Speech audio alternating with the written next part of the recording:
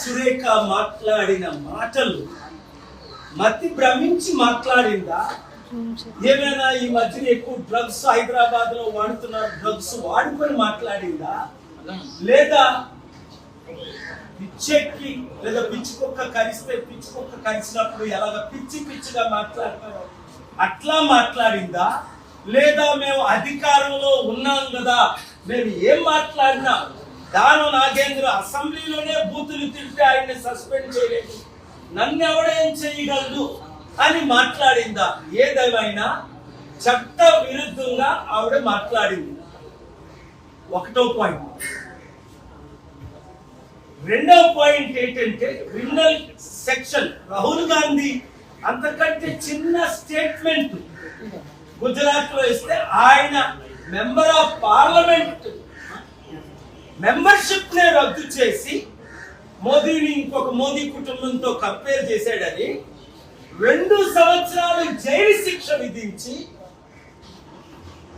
Notice ఇవ్వకుంటే, అంత sudden గా టైం ఇవ్వకుంటే ఇల్లు ఖాళీ చేయించి నడి రోడ్డు మీద రాహుల్ గాంధీ పడేశారు. మరి కొండా సురేఖ మాటలు 100 రెట్లు వరుసగా ఉన్నాయి. ఒకటి, కాల్ ట్యాపింగ్ లో అప్పుడు కాంగ్రెస్ లో బిఆర్ఎస్ లో ఉన్న వారి వీడికి ఏమైనా ఇన్ఫర్మేషన్ ఇచ్చారా? ఇప్పుడు క్రిమినల్ ఇన్వెస్టిగేషన్ చేయాలి వీడి మీద ఇమీడియట్ గా.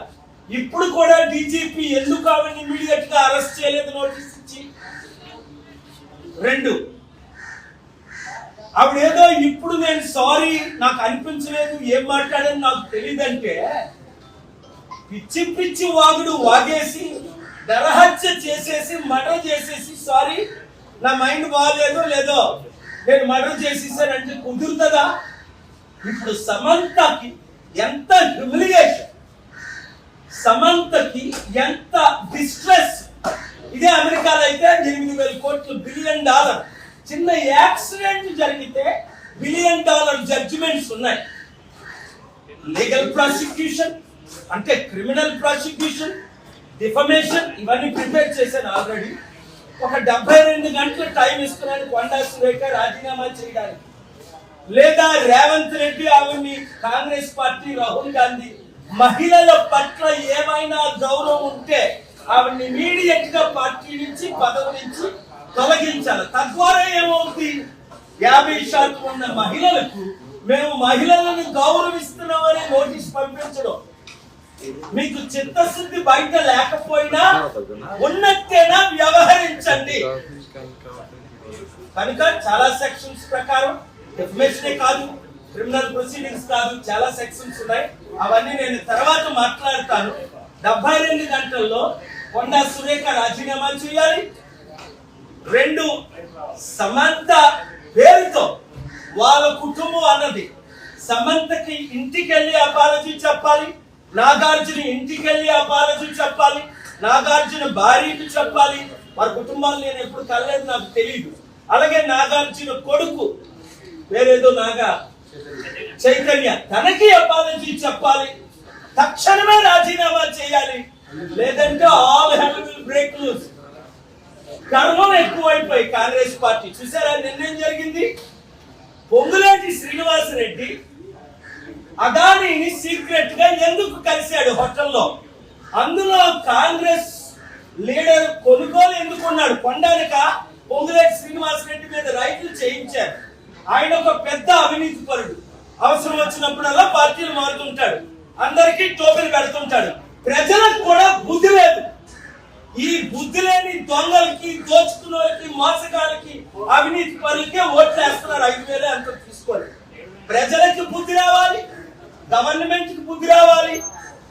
అంటే లీడర్స్, ముఖ్యంగా educated leaders, youth leaders, political leaders రాబోయే సర్పంచ్, ఎంపీటీసీ, ఎంపీటీసీ ఎలక్షన్ లో, గత ఎలక్షన్ లో వారికి ఎలా బుద్ధి చెప్పారో ఈ ఎలక్షన్ లో కాంగ్రెస్ పార్టీకి బుద్ధి చెప్తే మన తెలుగు రాష్ట్రాలు బాగుపడతాయి, మన దేశం బాగుపడుతుంది. తెలుగు రాష్ట్రాలు చట్టాల ద్వారా మనం మారాలి, మార్పు రావాలి. ఆ మార్పు రావాలంటే మనందరం కలిసి పనిచేయాలి. Thank you very much. తప్పకుండా వాళ్ళందరి గురించి నేను చాలా తీవ్రంగా ఖండించాను. ఎవరిని రాహుల్ గాంధీయే ఒక ఎనాలిసిస్ చేశాడు పెద్దగా కాకుండా. I supported I wrote a letter, sumoto letter to the Chief Justice of India to restore Rahul Gandhi ji a 9-page letter documentation with evidence that many politicians are speaking worse than Rahul Gandhi ji. He was brutally punished, humiliated. But Konda Sureka ఈ రోజు కూడా కళ్ళు నెత్తికి వచ్చిన తరము కలదు అందు. కాంగ్రెస్ వాళ్ళందరికీ కళ్ళు నెత్తుకొచ్చాయి. ఎందుకంటే బీజేపీ వాళ్ళు ఫెయిల్ అయిపోయి, KCR, BRS, TRS, TDP fail అయిపోయినందువల్ల ఇంకొకరు లేక, మా ప్రజాశాంతి పార్టీ స్ట్రక్చర్ లేక 1% 2% ఉన్న కాంగ్రెస్ పార్టీ మళ్ళా అధికారంలోకి వచ్చింది. ఇప్పుడు ప్రజలకు బుద్ధి వచ్చింది. అరే బాబు, మళ్ళా కేసీఆర్ ఉంటే బాగుందని. బుద్ధి లేదా మీకు? మళ్ళా కేసీఆర్ ఎందుకు మనకి? వాళ్ళందరూ ఒకటే, గుర్తించుకోండి. ఆ 2-3 పార్టీలు, ఆ 2-3 కుటుంబాలు మన బడుగు బలహీన వర్గాలు, బీసీలు, ఎస్సీలు, ఎస్టీలు, ముస్లిం, క్రిస్టియన్ 90% ఉన్న మనల్ని అధికారంలోకి రానివ్వలేదు 78 సంవత్సరాలు.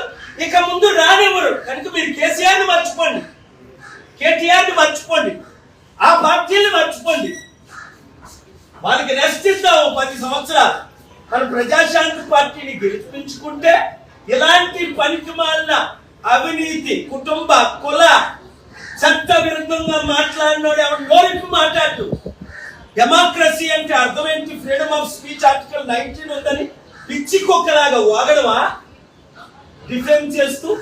కనుక దీన్ని నాట్ ఓన్లీ నేను తీవ్రంగా ఖండిస్తున్నాను, చట్టపరంగా అన్ని విధాల 72 గంటల తర్వాత నేను యాక్షన్ తీసుకుంటాను.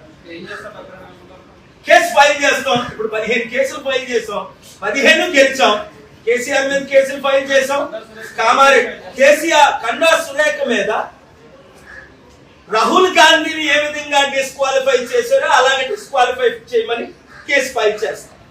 డిఫమేషన్ కేసు ఫైల్ చేస్తాం.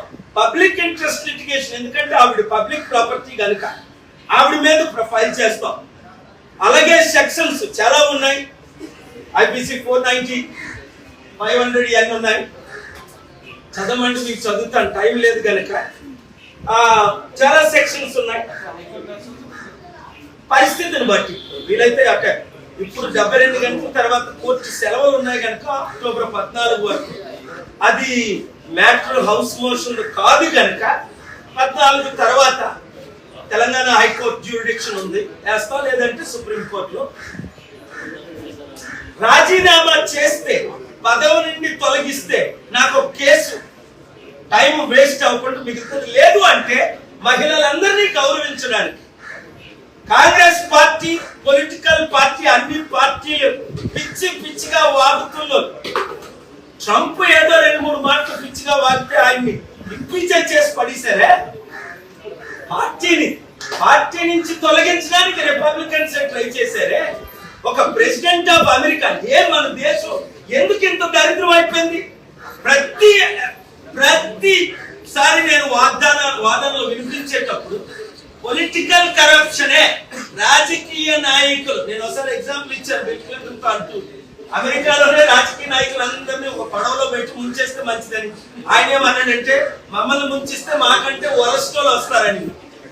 సో ఇప్పుడు మనం ముఖ్యంగా తెలుగు రాష్ట్రాల్లో ఈ పనికిమాల రాజకీయ నాయకులందరూ ముంచారంటే 7569441275 ప్రతి ఒక్కరు సర్పంచులు, ఇండిపెండెంట్ రండి, కలిసి రండి. లేదా నష్టపోయింది మీరే.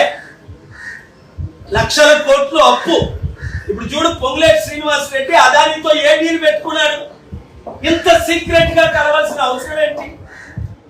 ఈడీ నోటీసులు ఆయనకి పంపించి ఆయన కంపెనీలు లాక్కోవడానిక, లేదా ఆయన బీజేపీలో చేర్చుకోవడానిక, మరలా తెలంగాణ గవర్నమెంట్ ఏకనాథ్ సిండే లాగా డిస్ట్రాయ్ చేయడానిక, లేదా మన బీసీలు ముఖ్యంగా వీళ్ళు అమ్ముడుపోయిన బీసీలు వదిలేయండి, పార్టీలు మారిన బీసీలు వదిలేయండి. నేనున్నాను మీకు బీసీగా. మన 60% ఉన్న బీసీలను నడిపించడానికి క్రిస్టియన్, ముస్లిం, ఎస్సీ, ఎస్టీ మైనారిటీ మనతో ఎలాగా ఉన్నారు. బీసీలను ఏకమైతే దేశం బాగుపడుతుంది. Thank you very much.